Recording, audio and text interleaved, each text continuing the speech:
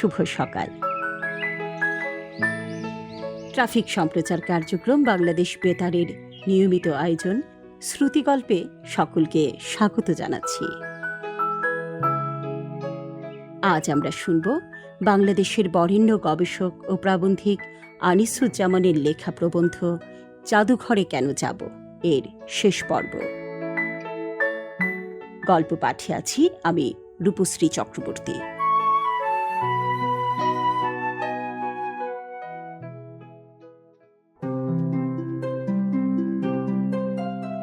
জাদুঘরের একটা সাধারণ লক্ষণ হচ্ছে যা চমকপ্রদ, যা অনন্য, যা লুপ্তপ্রায়, যা বিস্ময় উদ্রেককারী এমন সব বস্তু সংগ্রহ করা। গড়পড়তা মানুষ তা দেখতে যায়, দেখে আপ্লুত হয়। এই প্রসঙ্গে আমার একটা অভিজ্ঞতার কথা বলি। ঢাকায় আমাদের জাতীয় জাদুঘরের প্রথম ভবনের ভিত্তিপ্রস্তর স্থাপন করেছিলেন তৎকালীন পূর্ব পাকিস্তানের গভর্নর আব্দুল মোনায়েম খান। অনেক আমন্ত্রিতদের মধ্যে ঢাকা বিশ্ববিদ্যালয়ের নিতান্ত কনিষ্ঠ শিক্ষক আমিও ছিলাম। লক্ষ্য করলাম শিক্ষামন্ত্রী তাঁর ভাষণ পড়তে গিয়ে মুদ্রিত জাদুঘর শব্দের জায়গায় সর্বত্র মিউজিয়াম পড়ছেন। চা খাওয়ার সময়ে আমাদের শিক্ষক প্রতিম অর্থমন্ত্রী ডক্টর এম.এন. হুদা আমাকে ডাকলেন, কাছে যেতে বললেন, গভর্নর সাহেবের একটা প্রশ্ন আছে, উত্তর দাও।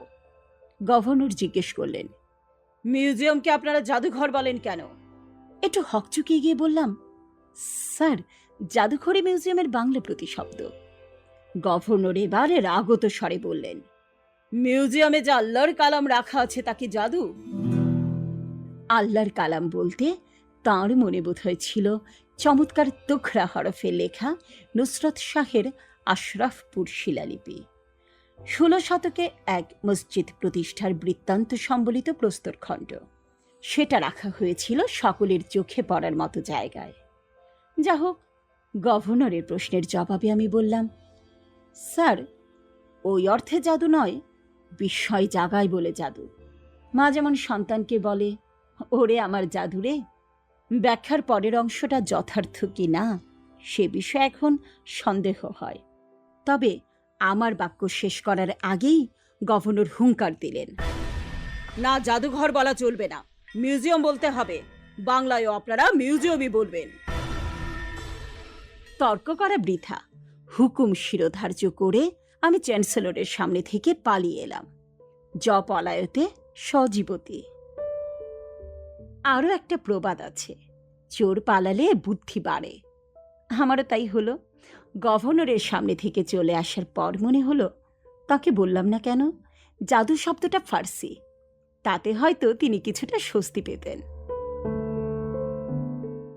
আপনারা অনেকেই জানেন জাদুঘর পুরোটাই ফার্সি, তবে জাদুঘরের ঘরটা বাংলা। উর্দুতে জাদুঘরকে বলে আজবখানা, হিন্দিতে অজয়েব ঘর, খানা ফার্সি, আজব, আজিব, আজায়েব আরবি। জাদু ও আজব শব্দে দোতনা আছে দুরকম। একদিকে কুহক, ইন্দ্রজাল, ভেলকি, অন্যদিকে চমৎকার, মনোহর, কৌতূহলোদ্দীপক। আমার ছেলেকে সোজা পেয়ে মেয়েটা জাদু করেছে। আর কি জাদু বাংলা গানে দুরকম দোতনা প্রকাশ করে। বয়সের দোষে এক কথা থেকে অন্য কথায় চলে যাচ্ছি। মোনায়েম খান যে সেদিন রাগ করেছিলেন এবং জাদুঘরের অন্য অনেক কিছু থাকা সত্ত্বেও যে তিনি আল্লাহর কালামের কথা বিশেষভাবে উল্লেখ করেছিলেন, এখন মনে হয় তার একটা তাৎপর্য ছিল। তিনি দ্বিজাতি তত্ত্বে বিশ্বাসী ছিলেন, তাই জাদুঘরে সংরক্ষিত মুসলিম ঐতিহ্যমূলক নিদর্শন তাঁকে আকর্ষণ করেছিল। এবং বাংলায় হিন্দু মুসলমান নির্বিশেষে জাদুঘরকে যেহেতু জাদুঘর বলে, তাই তিনি সেটা বর্জন করে মিউজিয়াম শব্দটি বাংলায় ব্যবহার করতে চেয়েছিলেন মুসলমানদের স্বতন্ত্র প্রয়োগ হিসেবে। জাদুঘরকে যদি তিনি আত্মপরিচয় লাভের ক্ষেত্র হিসেবে দেখে থাকেন, তাহলে মোটেই ভুল করেননি। অল্প বয়সে আমি যখন প্রথম ঢাকা জাদুঘরে যাই, তখন আমিও এক ধরনের আত্মপরিচয়ের সূত্র সেখানে খুঁজে পাই। অতটা সচেতনভাবে না হলেও। বাংলা স্থাপত্য ভাস্কর্যের প্রাচীন নিদর্শনের সঙ্গে সেই আমার প্রথম পরিচয় ঘটে। স্থাপত্যের নিদর্শন বলতে প্রধানত ছিল কাঠের ও পাথরের স্তম্ভ, আর ভাস্কর্য ছিল অজস্র ও নানা উপকরণে তৈরি। বঙ্গদেশে অত যে বৌদ্ধ মূর্তি আছে সে সম্পর্কে আমার কোনো ধারণা ছিল না। পৌরাণিক লৌকিক অত যে দেবদেবী আছে তাও জানতাম না। মুদ্রা এবং অস্ত্রশস্ত্র দেখে বাংলায় মুসলিম শাসন সম্পর্কে কিছু ধারণা হয়েছিল। ঈশা খাঁর কামানের গায়ে বাংলা লেখা দেখে মুগ্ধ হয়েছিলাম। পোড়ামাটির কাজও ছিল কত বিচিত্র সুন্দর। জাদুঘরের বাইরে তখন রক্ষিত ছিল নীল জাল দেওয়ার মস্ত বড় কড়াই।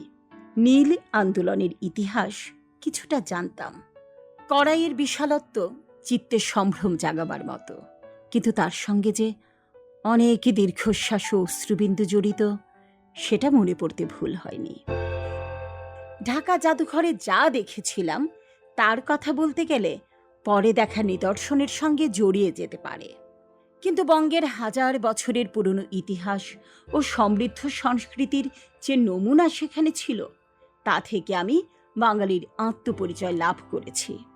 পরে তা শক্তিশালী হয়েছে কলকাতা জাদুঘর ও ভিক্টোরিয়া মেমোরিয়াল দেখে।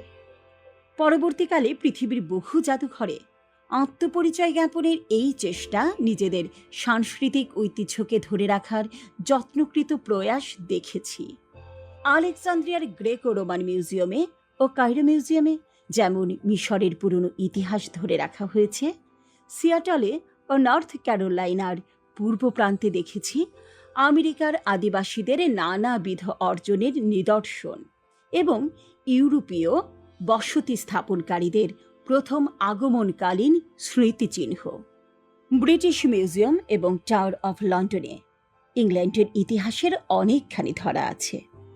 কুয়েতের জাদুঘরে আমার ছেলেবেলায় দেখা ব্রিটিশ ভারতীয় মুদ্রার সযত্ন স্থান দেখে চমৎকৃত হয়েছি। বুঝেছি তাদের আত্মানুসন্ধান শুরু হয়েছে, কিন্তু দূর ইতিহাসের পাথুরে প্রমাণ হাতে আসেনি। এতে করে সন্দেহ নেই যে জাদুঘরের একটা প্রধান কাজ হলো সাংস্কৃতিক ঐতিহ্যের সংরক্ষণ এবং জাতিকে আত্মপরিচয় দানের সূত্র জানানো।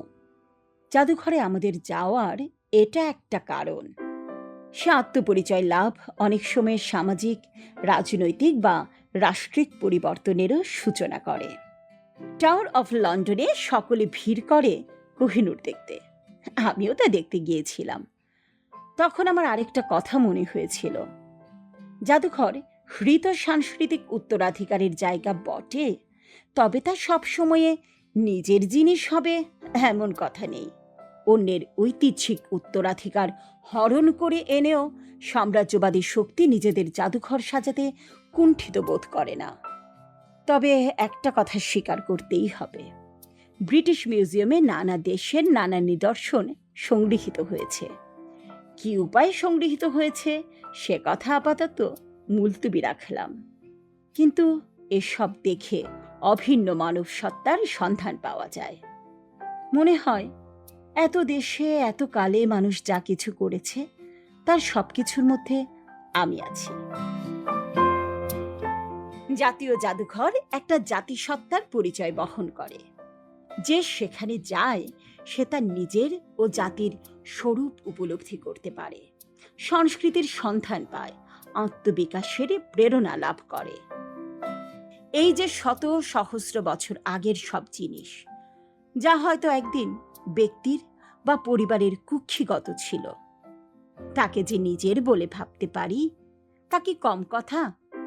আবার অন্য জাতির অনুরূপ কীর্তির সঙ্গে যখন আমি একাত্মতা অনুভব করি, তখন আমার উত্তরণ হয় বৃহত্তর মানব সমাজে। জাদুঘর আমাদের জ্ঞান দান করে, আমাদের শক্তি যোগায়, আমাদের চেতনা জাগ্রত করে, আমাদের মনোজগৎকে সমৃদ্ধ করে। জাদুঘর একটা শক্তিশালী সামাজিক সংগঠন। সমাজের এক স্তরে সঞ্চিত জ্ঞান তা ছড়িয়ে দেয় জনসমাজের সাধারণ স্তরে। গণতন্ত্রায়নের পথও প্রশস্ত হয় এভাবে। জাদুঘর শুধু জ্ঞানই ছড়িয়ে দেয় না, অলক্ষ্যে ছড়িয়ে দেয় ভাবাদর্শ। কাজেই এ কথা বলা যেতে পারে যে জাদুঘর যেমন সামাজিক ও রাষ্ট্রীয় ভাবনার সৃষ্টি, তেমনি তা সামাজিক ও রাষ্ট্রীয় পরিবর্তনেরও কারণ ঘটাতে পারে। আরও একটা সোজা ব্যাপার আছে, জাদুঘর আমাদের আনন্দ দেয়। মানুষের অনন্ত উদ্ভাবন নৈপুণ্যে, তার নিরলস সৃষ্টি ক্ষমতা, তার তনিষ্ঠ সৌন্দর্য সাধনা, তার নিজেকে বারংবার অতিক্রম করার প্রয়াস, এসবের সঙ্গে পরিচয় হয়ে আমরা অশেষ উল্লসিত হই। এত কিছুর পরেও যদি কেউ প্রশ্ন করেন জাদুঘরে কেন যাবে, সূক্ষ্ম কৌতুক সঞ্চার করে প্রাবন্ধিক পরিশেষে লিখেছেন যে তাহলে তার একমাত্র উত্তর বোধহয় এই, কে বলেছে আপনাকে যেতে?